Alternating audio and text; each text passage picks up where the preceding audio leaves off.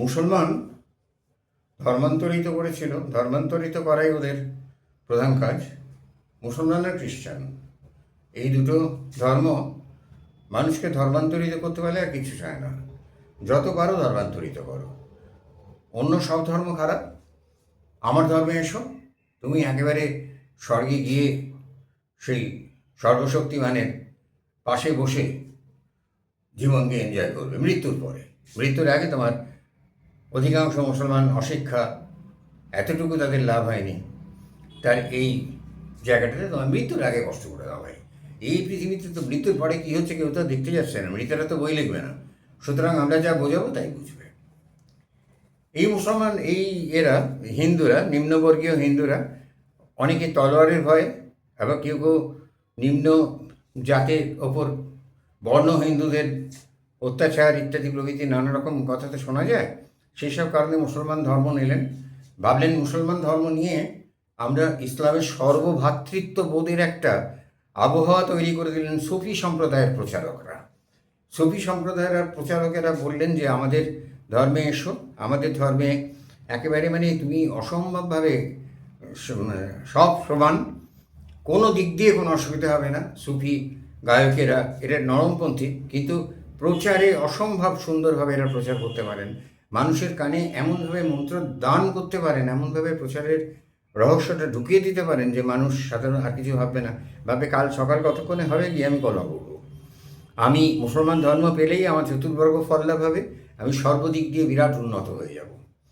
তো এইখানে কিন্তু মুশকিল হলো যে মুসলমান ধর্ম গ্রহণ করার পরও ইসলামে যে ধর্মীয় ভিত্তিতে কোরআন পড়বে পাশাপাশি বসে অসুবিধা নেই, ব্রাহ্মণ কায়স্থ ভেদ নেই, হয়তো নেই, কিন্তু কোরআন ভিত্তিক ভেদ এখানে ব্রাহ্মণ কায়স্থ সম্বন্ধেও বলার আছে। হিন্দু ধর্মকে না পড়ে না বুঝে এরা চিৎকার করে ব্রাহ্মণত্ব অর্জন করতে হয়, সেটা সবার জন্য নয়।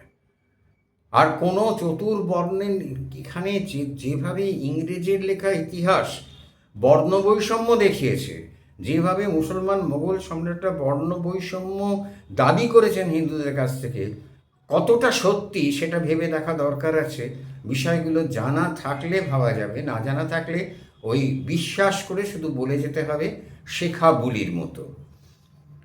এবার ওরা দেখলেন এখানে ধর্মভিত্তিক না হলেও একটি অংশ আশরাফ, একটি শ্রেণী, একটি জাত মুসলমানদের ভেতরে, এরা সাধারণত উচ্চ বর্ণ থেকে ধর্মান্তরিত হয়েছে। দেখুন সেই বর্ণবৈষম্য, যে বর্ণবৈষম্য হবে না বলে তারা গেল, সেই বর্ণবৈষম্য উচ্চ বর্ণ থেকে, উচ্চ বর্ণ হিন্দু ছাড়া নেই, উচ্চ খ্রিস্টান থেকে তো আসেনি, উচ্চ বর্ণ থেকে তারা ধর্মান্তরিত হয়েছে, অথবা মধ্যপ্রাচ্য থেকে আগত অভিজাত মুসলিম। মধ্যপ্রাচ্য থেকে, মধ্যপ্রাচ্যের মুসলমানরা সবাই অভিজাত ছিল না, অনেকে লুঠেরা, দস্যু, মরুদস্যু, পরপীড়ক ছিল। যাই হোক, তবু আরবিয়ান মুসলমান আমরা বলি, কথা এটা ভীষণ বুকটুক চিতিয়ে বলা হয়। এরপরে হচ্ছে আজলাফ, এরা ধর্মান্তরিত কৃষক বা কারিগর শ্রেণী। তারা আজও আপনি বাংলাদেশে যান, তারা কৃষক বা কারিগর শ্রেণী হয়ে আছে, কোনো রকম উন্নতি তাদের হয়নি। তাই তাদের সঙ্গে এই আশরাফ জাতের কোনো এদের বৈবাহিক ধর্মীয়ভাবে বৈবাহিক সম্বন্ধ বাতিল না হলেও এরা ওইভাবে বিবাহটা দেওয়ার সময় ঐতিহ্যের কথা ভাবে, ওইভাবে গ্রহণ করে না, গ্রহণ করেনি, এখনো পর্যন্ত গ্রহণ করেনি, গ্রহণ করবেও না। আর্যল, এরা ধর্মান্তরিত দলিত বা অস্পৃশ্য শ্রেণী। তাহলে দেখুন, দলিত শ্রেণী কিন্তু ওরা রাখলো, ওরা বর্ণভেদ রাখলো, ওরা উচ্চ বর্ণ, কৃষক, নমশূদ্র আমরা যাদের বলি, সেই বর্ণটা রাখলো, আর যাতে অচ্যুত ছোঁয়া যায় না, অস্পৃশ্য, সেই ধর্মও রাখলো, তিনটে নাম দিয়ে রাখলো। তাদেরকে ওরা ধর্মীয়ভাবে বললো সমান অধিকার, কিন্তু আর্থসামাজিক দিক থেকে তাদের সঙ্গে ওরা বিবাহ বা কোনো সামাজিক ওঠা বসার ব্যাপারটা রাখলো না, ছদ্মবেশে প্রচার করলো। আর আমাদের দেশের বামপন্থী, কংগ্রেস, এই সমস্ত সুযোগ সন্ধানী দলগুলো এই ব্যাপারটা নিয়ে হয় জানেন না, আর নয় জেনেও না জানার ভান করেন। এটা সাধারণে প্রচার করলেন না, সুতরাং দলে দলে মুসলিম হওয়ার সুযোগটা রয়ে গেল। আছে এই এমনিতে তফাৎ না থাকলেও ঐতিহ্যগতভাবে বিরাট তফাৎ। আশরাফ, সৈয়দ, শেখ, পাঠান, মোগল, উঁচু এরা আশরাফ। আচ্ছা, এদের আর অবাঙালি মুসলমানদের সঙ্গে বাঙালি মুসলমানদের বিয়ে হয় না। আইয়ুব, প্রেসিডেন্ট আইয়ুব, আব্দুল জব্বারের লেখা পড়ে দেখবেন, তার মাংস কষাই প্রবন্ধে পরিষ্কার বলা আছে যে হিন্দু থেকে ধর্মান্তরিত মুসলমানদের আইয়ুব খান বলেছিলেন অর্ধ মুসলমান, এরা মুসলমানই নয়। আর আজকে বাংলাদেশি মুসলমানরাই ভারতকে মিটিয়ে দেবো, 15 মিনিটে দখল করব, সব থেকে বেশি শত্রুতা করছে যারা এই বাংলা থেকে, এই বাঙালি যারা ধর্মান্তরিত হয়ে মুসলমান ধর্ম নিয়েছে।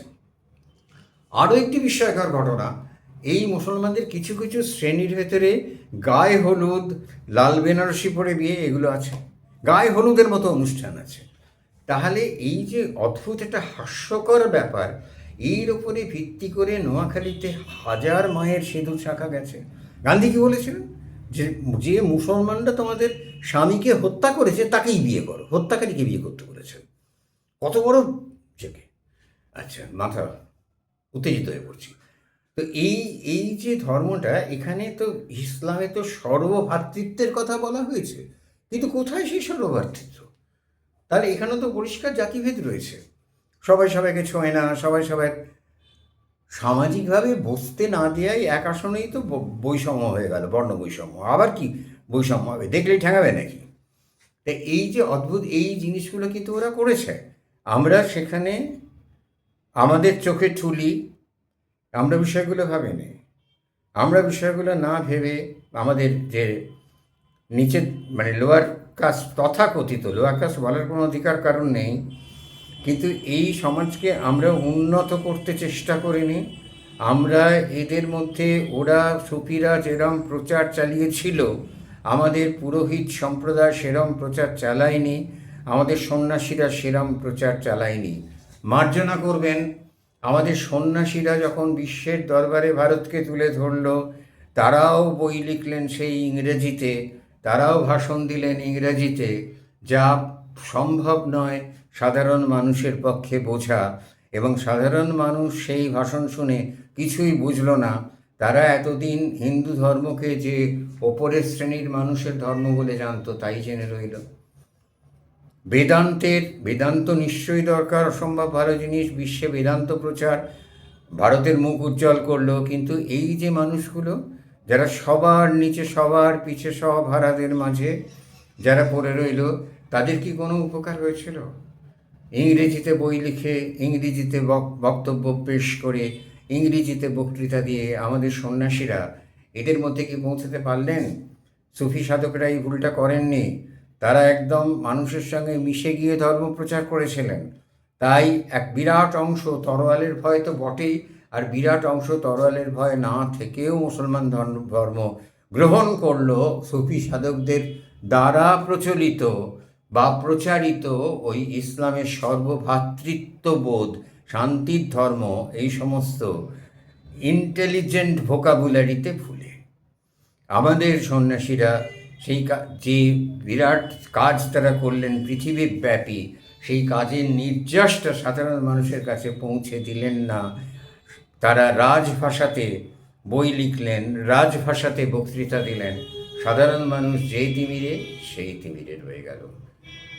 মুসলমানরা এই ধর্ম গ্রহণ করে তাদের মধ্যে দারিদ্র্য, শিক্ষা, এমনকি সাধারণ অক্ষর পরিচয়ের শিক্ষাটুকুও সেই নিম্ন শ্রেণীর যে মানুষেরা, দরিদ্র যে মানুষেরা মুসলমান ধর্ম গ্রহণ করেছিল সুখের আশায়, তারা পেল না, এখনও পর্যন্ত পায়নি। অশিক্ষা ঠিক করছে সেখানে। তাহলে এই জায়গাটাকে আমরা কিন্তু কোনোদিন পরিবর্তন করার কথা ভাবিনি। আমাদের বামপন্থীরা সমাজের পরিবর্তন চেয়েছেন, পরিবর্তন আসবে বন্দুকের নল থেকে, বুঝলুম, কিন্তু কখন? সেই পরিবর্তন আনার কোনো চেষ্টা তারা করেননি। এই মানুষগুলোর মধ্যে কোনো প্রচার তারা করেননি। তারা উল্টে ধর্মকে আফিং বলে ধর্মকে ব্যঙ্গ করেছেন, হিন্দু ধর্মকে। তারা হিন্দু ধর্মের বিষয়টাই বোঝেননি। 33 কোটি দেবতা বলতে তারা মানুষকে বুঝিয়েছেন, উন্নাসিক হিন্দুরাও বুঝিয়েছে যে এত দেবতা মানে কোনো মানে হয় না, হা হা হা কী মজার জিনিস, তা তো নয়। 33 কোটি শব্দের অর্থ এখানে প্রকার। স্থলে জলে অন্তরিক্ষে 11 জন করে, 3 প্রকার, 3 11 33 দেবতা। দেবতা মানে অধিপতি, আর তো কিছু না। কিন্তু সেটাকে বুঝতে দেওয়া হয়নি। সেটাকে ওই 33 কোটি দেবতা, কোটি কথাটাকে নিয়ে ব্যবহার করা হয়েছে। হিন্দু ধর্মকে এইভাবে এইভাবে হিন্দু ধর্মকে উল্টোভাবে সমালোচনা করা হয়েছে, ব্যাখ্যা করা হয়েছে। যাই হোক, মুসলিম ধর্ম যারা নিয়েছিলেন তারাও জাতপাতের ঊর্ধ্বে উঠতে পারেননি, এটাই প্রমাণ হলো। নমস্কার।